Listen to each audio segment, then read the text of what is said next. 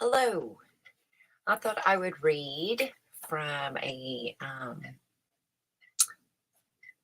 book here that's got different stories in it, Junior Great Books, and this is The Red Balloon. Once upon a time in Paris, there lived a little boy whose name was Pascal. He had no brothers or sisters, and he was very sad and lonely at home. Once he brought home a lost cat, and some time later a stray puppy. But his mother said animals brought dirt into the house, and so Pascal was soon alone again in his mother's clean, well-kept rooms. Then one day, on his way to school, he caught sight of a fine red balloon tied to a street lamp. Pascal laid his school bag on the ground. He climbed up the lamppost, untied the balloon, and ran off with it to the bus stop. But the conductor knew the rules. No dogs, he said. No large packages. No balloons. People with dogs walk. People with packages take taxis. People with balloons leave them behind. Pascal didn't want to leave his balloon behind, so the conductor rang the signal bell, and the bus went on without him. Pascal's school was a long way off, and when he finally reached the school door, it was already shut.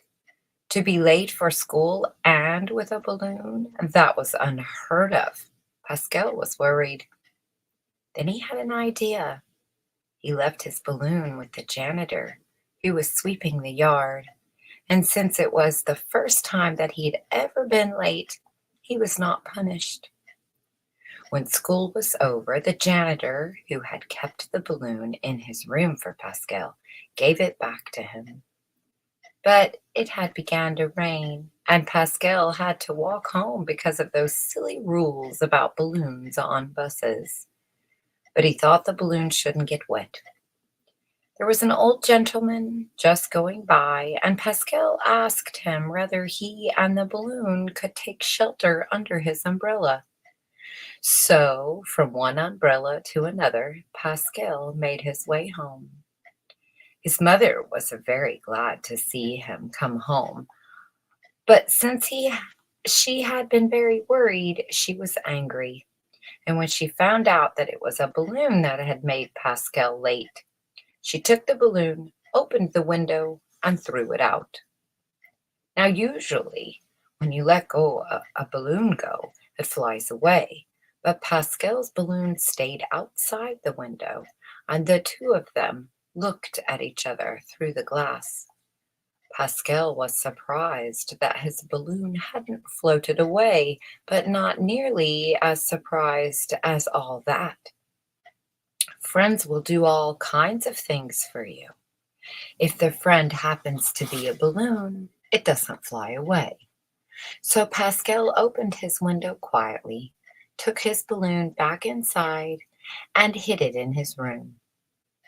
The next day, before he left for school, Pascal opened the window to let his balloon out and told it to come to him when he called. Then he picked up his school bag, kissed his mother goodbye, and went downstairs. When he reached the street, he called, "Balloon, balloon," and the balloon came flying down to him. Then it began to follow Pascal without being led by a string, just as if it were a dog following its master. But like a dog, it didn't always do as it was told.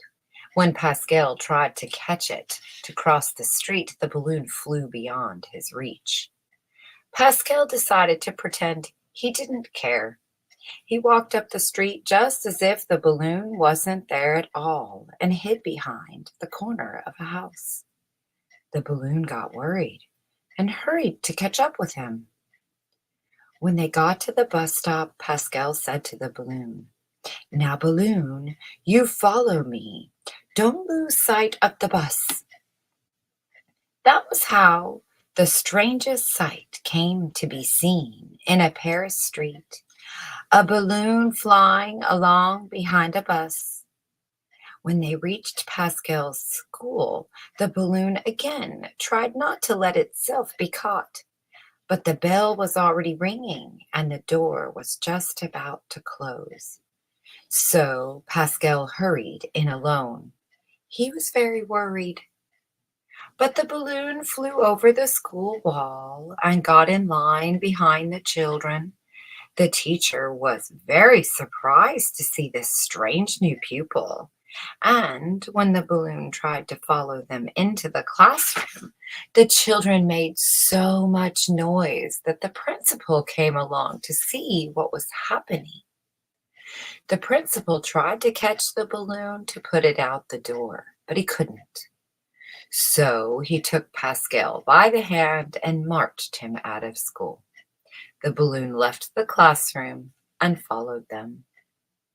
The principal had urgent business at the town hall, and he didn't know what to do with Pascal and his balloon. So he locked the boy up inside his office. The balloon, he said to himself, would stay outside the door. But that wasn't the balloon's idea at all. When it saw that the principal had put the key in his pocket, it sailed along behind him as he walked down the street. All the people knew the principal very well, and when they saw him walking past, followed by a balloon, they shook their heads and said, "The principal's playing a joke. It isn't right. A principal should be dignified. He shouldn't be playing like one of the boys in his school." The poor man tried very hard to catch the balloon, but he couldn't. So there was nothing for him to do but put up with it. Outside the town hall, the balloon stopped. It waited for him in the street, and when the principal went back to school, the balloon was still behind him. The principal was also too glad to let Pascal out of his office and to rid him of his balloon. On the way home, Pascal stopped to look at a picture in a sidewalk exhibit. It showed a little girl with a hoop. Pascal thought how nice it would be to have a friend like that little girl. But just at that moment, he met a real little girl, looking just like the one in the picture. She was wearing a pretty white dress, and she held in her hand the string to a blue balloon. Pascal wanted to be sure she noticed that his balloon was a magic one, but his balloon wouldn't be caught, and the little girl began to laugh. Pascal was angry. "What's the use of having a trained balloon if it won't do what you want?" he said to himself. At that very moment, some of the tough boys of the neighborhood came by. They tried to catch the balloon as it trailed along behind Pascal, but the balloon saw danger. It flew to Pascal at once. He caught it and began to run, but more boys came to the corner to corner him from the other side. So Pascal let go of his balloon, which immediately rose high into the sky. While the boys were all looking up, Pascal ran between them to the tops of the steps. From there, he called his balloon, which came to him at once, to the great surprise of the boys in the gang. So Pascal and his balloon got home without being caught. The next day was Sunday.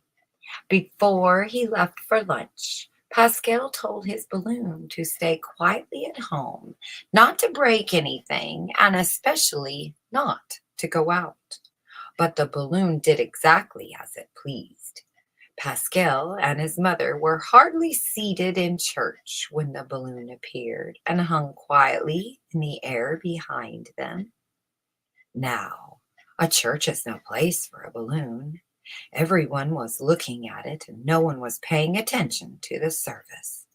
Pascal had to leave in a hurry, followed out by the church guard. His balloon certainly had no sense of what was proper. Oh, Pascal had plenty of worries. All this worry made him hungry, and as he still had his coin for the collection plate, he went into the bake shop for some cake. Before he went inside, he said to the balloon, "Now be good and wait for me. Don't go away." The balloon was good and only went as far as the corner of the shop to warm itself in the sun. But that was already too far, for the gang of boys who had tried to catch it the day before saw it, and they thought that this was the moment to try again. Without being seen, they crept up to it, jumped on it, and carried it away. When Pascal came out of the bake shop, there was no balloon. He ran in every direction, looking up at the sky. The balloon had disobeyed him again. It had gone off by itself, and although he called at the top of his voice, the balloon did not come back. The gang had tied the balloon to a strong string, and they were trying to teach it tricks. "We could show this magic balloon in a circus," one of them said. He shook a stick at the balloon. "Come here, or I'll burst you," he shouted. As luck would have it, Pascal saw the balloon over the top of the wall, desperately dragging at the end of its heavy string. He called to it. As soon as it heard his voice, the balloon flew towards him. Pascal quickly untied the string and ran off with his balloon as fast as he could run. The boys raced after him. They made so much noise that everyone in the neighborhood stopped to watch the chase. It seemed as if Pascal had stolen the boy's balloon. Pascal thought, "I'll hide in the crowd." But a red balloon can be seen anywhere, even in a crowd. Pascal ran through narrow alleys, trying to lose the gang of boys. At one point, the boys didn't know whether Pascal had turned right or left, so they split up into several groups. For a moment, Pascal thought he had escaped them, and he looked around for a place to rest. But as he rounded a corner, he bumped right into one of the gang. He ran back the way he had come, but there were more boys there. He was desperate. He ran up a side street which led to an empty lot. He thought he'd be safe there, but suddenly boys appeared from every direction as Pascal was surrounded. So he let go of his balloon, but this time, instead of chasing the balloon, the gang attacked Pascal. The balloon flew a little way off, but when it saw Pascal fighting, it came back. The boys began throwing stones at the balloon. "Fly away, balloon, fly away," Pascal cried, but the balloon would not leave its friend. Then one of the stones hit the balloon and it burst. While Pascal was crying over his dead balloon, the strangest thing happened. Everywhere, balloons could be seen flying up into the air and forming a line high into the sky. It was the revolt of all captive balloons. And all the balloons of Paris came down to Pascal, dancing around him, twisting their strings into one strong one, and lifting him up into the sky. And that was how Pascal took a wonderful trip around the world. The end.